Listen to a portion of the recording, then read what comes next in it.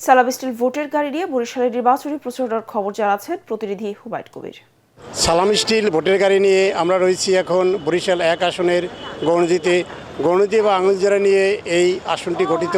এখানে 2টি উপজেলা এবং একটি পৌরসভা রয়েছে। এখানে ভোটের যে প্রচারণা জমজমাট, প্রার্থীরা বসে নেই, তারা সকাল থেকে গভীর রাত পর্যন্ত প্রচার প্রচারণা চালাচ্ছে।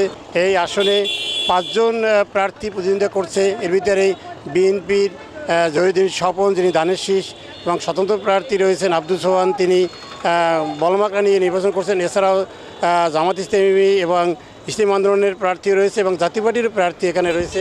আমরা এখন এখানে যে কয়েকজন ভোটার সাথে কথা বলবো।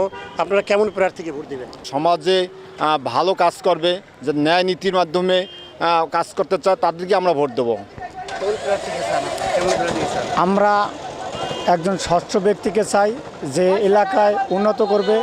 আমাদের অনেক সমস্যা আছে, যেমন ইরিধানের ব্লক হচ্ছে না, অনেক চাষি ইরিধানের ব্লক করতে পারতেছে না।